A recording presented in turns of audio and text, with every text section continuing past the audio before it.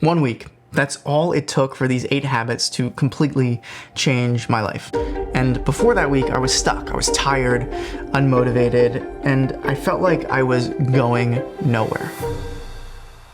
And I had all these big dreams and goals, but my actions reflected more of a Bart Simpson than a Ben Franklin. Eat my shorts. Whether you're struggling with like energy or focus or just getting stuff done, these 8 habits can change your productivity, your energy, and your output. So I'm gonna give you the toolkit, everything you need with these 8 habits to have more energy, have more focus, to learn properly, and to have the impact you wanna have on the world.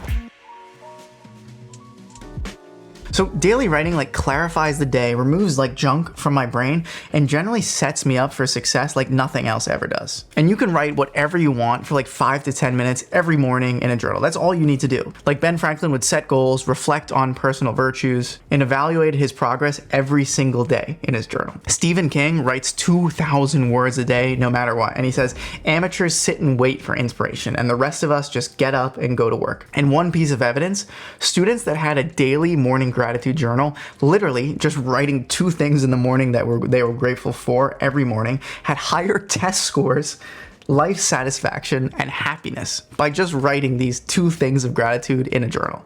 So how can you take action? Buy a lovely journal, the nicest one you can see on Amazon. I like the Lecterm or whatever they're called, and the Muji 0.5 pens. I love those things. And just take 5 minutes. Put it in your calendar every single morning to write anything you want in a journal. I like to do a 1, 2, 3 strategy. So 1 is just a brain dump. So I literally just write whatever's on my brain, whatever I'm thinking, whatever I'm anxious about. 2 is just 2 big goals for the day. And 3 is 3 things I'm grateful for. Like this is like so easy. It takes me 4 minutes and it's like just again changed my life. So recently I've picked up trail running, and I realized it's an amazing combination of 3 things that if I do in the morning is like a superpower, right? It's nature, it's sunlight, and it's exercise right away in the morning. Challenging exercise in the morning will without a doubt make my day better, no matter what. So researching for this video, I kind of went down a Peter Attia rabbit hole. So if you don't know him, he's just this like doctor that does really good research on longevity and health span, which is basically like how good your life is, not how long you live, but how good the life is that you're living.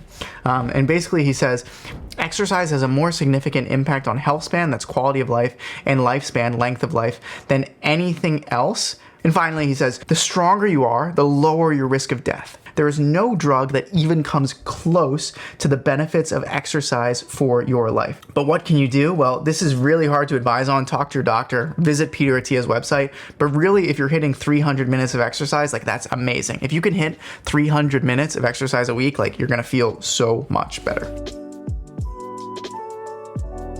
If you read for even an hour a day, it quickly puts you in the top 10% of all people, right?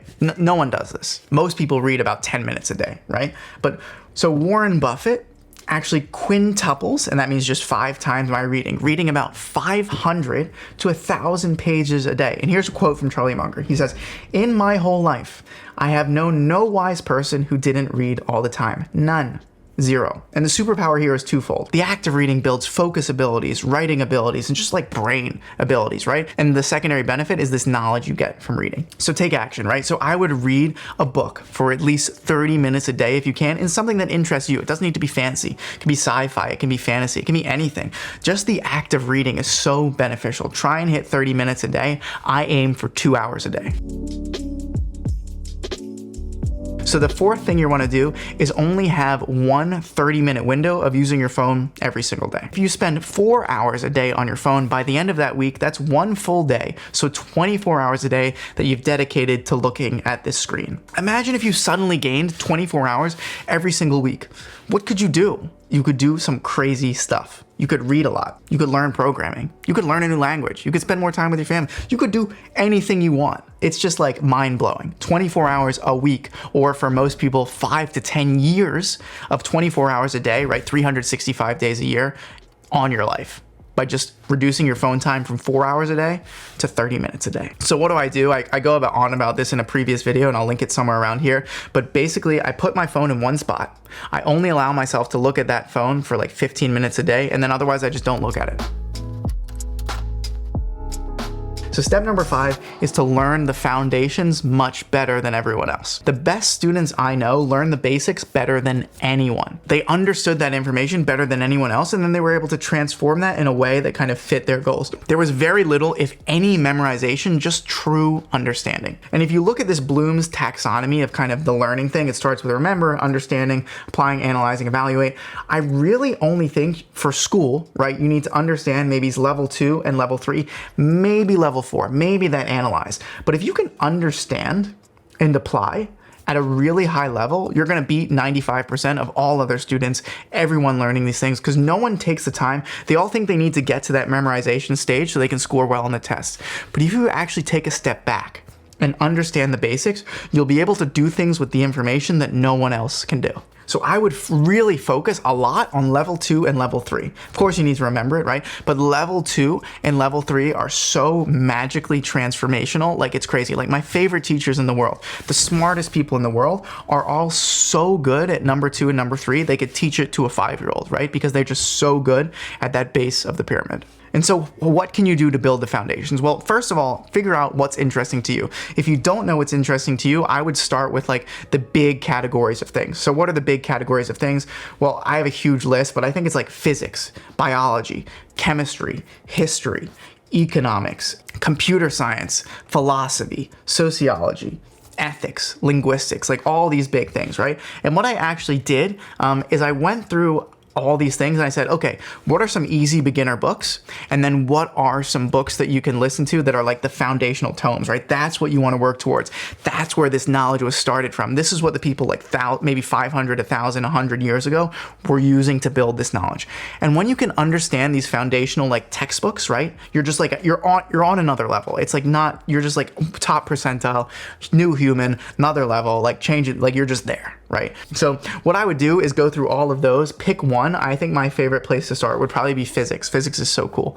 But pick one of those and say, okay, I'm going to read 6 Easy Pieces by Richard Feynman. Really easy book, really entertaining book. And then I'm going to try to look at the Principia by Newton. See what I can read there. There's going to be words you don't understand there, right? But eventually over time, you'll look up these things, learn these things, and eventually you'll be able to pick up any book, read it, and figure out your way through it. It's just a great way to learn. This foundational knowledge is so like game changing. I can't emphasize it enough, but we got to go on. We got to keep going. Remember, pick one of those and go to it. Okay.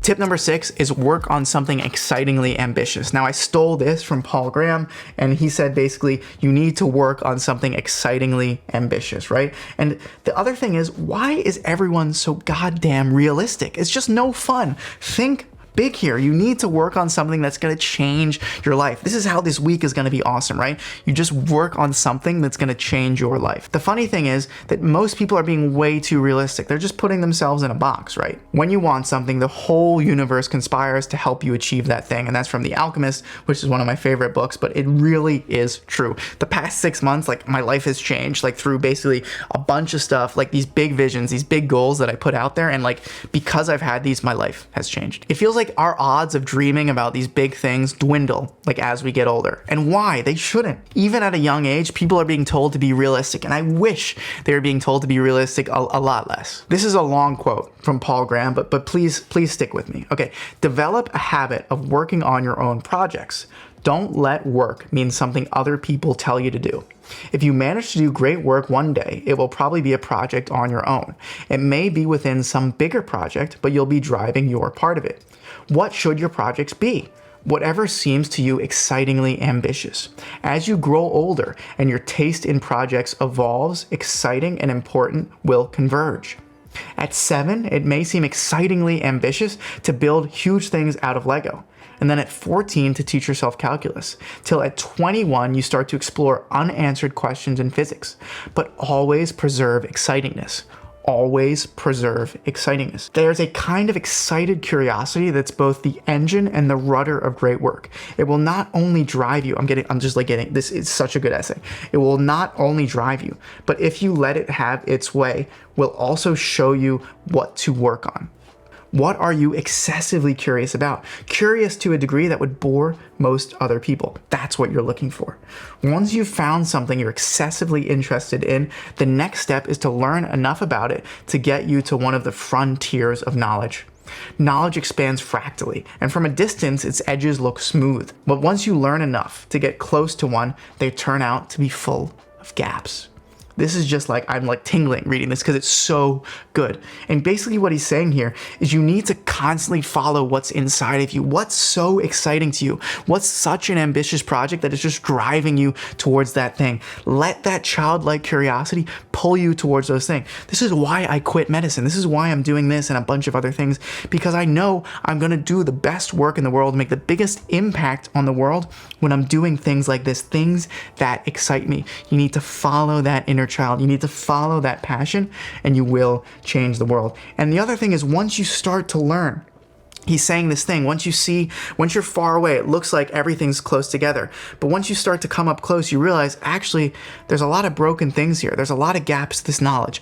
I'm seeing the edges here. I'm seeing the places where I can make an impact, where the frontiers are. Okay, so it's just like, I just love it so much. The problem is, I can't tell you what that thing is, right? I can't tell you what the thing is. I don't know what the thing is. I'm still trying things out to figure out what the thing is. And that's exactly what you need to do. You need to figure out what that thing is. For example, recently, like, I've picked up programming. Like, I love it. I love trying new things, working on new things, making mistakes. Like, I'm not going to be the best programmer in the world, right? But I love building stuff. Maybe this is my thing. I don't think it is, but maybe it is. And again, these ideas, these passions, these thoughts can change, right? So if we use his essay, for example, when I was 7, like, I wanted to be a doctor, right? When I was 14, like, I was into engineering and science. When I was 21, I was trying to build the next way to, like, monitor your health through these electrical systems and stuff like that. But then I realized I needed to go to medical school. So I went to medical school, and in medical school, I realized, hey, I actually really like solving challenging problems and putting stuff out in the world and helping people, right? So maybe that's going to be a resident. But now I figured out that, hey, it's not actually being a clinical doctor. It's maybe building stuff that are going to help people around the world in kind of a health way. And it's still changing, right? It can still change, but I'm just trying to follow, like, my inner curiosity, the thing that I'm excitedly ambitious about. What are you so excited about? Where does your curiosity driving you? Now, the argument here, I'm just talking so fast because I'm so excited, is that, hey, I'm so busy with my normal life. Here are some counterpoints for you, right? So Marie Curie won a Nobel Prize in physics and chemistry for her work with radioactivity and chemistry while being a solo mother of 2. And oh yeah, she raised her kids so well that one of those kids went on to actually win a Nobel Prize. Abraham Lincoln was born into extreme poverty. However, he still was one of the most revered presidents, made the biggest impacts on American society because he found the thing that drove him. So take action here. How can you take action? Think of something insanely exciting that you want to do. What could you spend the next 48 hours on and just, like, not sleep and just, like, do it because you're just so excited about it? This could be the thing. Seriously, think hard about this. This one thing could change your life right now. Think hard about the thing that you're so excited about, that you're so curious about, and go do it. Okay, tip number 7 is we need to quantify our inputs. The number before 6 was like really exciting, really passionate. We did get a little bit more realistic here and get a little bit more like functional. So we built the vision above, right? Like what's so exciting for us, what we want to do. How do we actually track how that works? How are we going to get more done in a week than we've done like in the past year? So simply you need to just add a quantifiable number and have regular times when you check on that quantifiable number. So for me, I just read the 12-week year, right? Basically, and at the end of every week, I'm quantifying kind of my percentage of goals that I hit. This has changed my life in a month already, by the way. But if you hit these quantifiable goal numbers, then you'll be able to measure, okay, 60% not so good. What am I doing? What's going wrong? 85% pretty good. That's like a sweet spot. 100% I'm getting too much done. I'm not setting my goals high enough. I need to kind of make things more challenging for me. I'm not saying you need to measure every single thing in your life, but the things that are important, the things that are aligning with these vision, it'll help you so much to measure. You probably have something that you would benefit from measuring that you're not measuring. Like for example, for me, like it's measuring kind of the number of hours that I actually do this, or the number of weight I lift in the gym, right? Because then I can know, okay, I need to lift this much weight or this much weight, right? Quantifying these things can really help you focus on the inputs into the system. And the classic mistakes are like 3 phrases like, oh, I'll figure it out by then. Oh, I'll definitely have enough. Or, you know, I can eyeball it. If you hear yourself saying all those expressions, like you're wrong. Don't do that. Quantify it with like a written down number, right? And I've failed from this many, many times. If you have any questions about this, you can just ask my family about the famous butternut squash soup disaster of 2016 during Thanksgiving.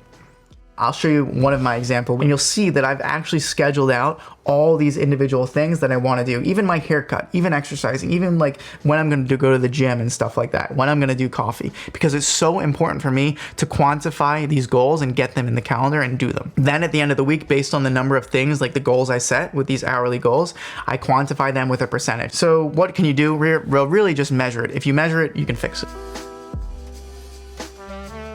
So the 8th habit that you should build to change your life in 1 week is pretty much ignore the outputs. So I know I talked about before about stringently checking on the inputs and measuring the inputs and everything like that. So really don't focus on the outputs that much. The outputs shouldn't be your focus. The inputs are what matters. So your goal might be a monetary amount, a certain weight, a certain amount of followers, a certain school admission, a certain grade, right? But focusing on only the output is kind of a bad way to do it. It's almost like a surefire way to fail. The equation for this output, right, is highly complicated, right? So it's everything we're inputting multiplied by the way people are feeling, the fluctuations in the market, the strange happenstances of the world, the weather, like random chance. Like there's a lot of stuff going on that we just don't have control over. So you shouldn't really worry about that stuff that much. Focus on your input into the system, not all this random junk that you really can't control. Like for example, for YouTube and like making content and stuff like that, my #1 goal is to make cool stuff and like share it with people so it helps their lives. Like that's it. It's like really general,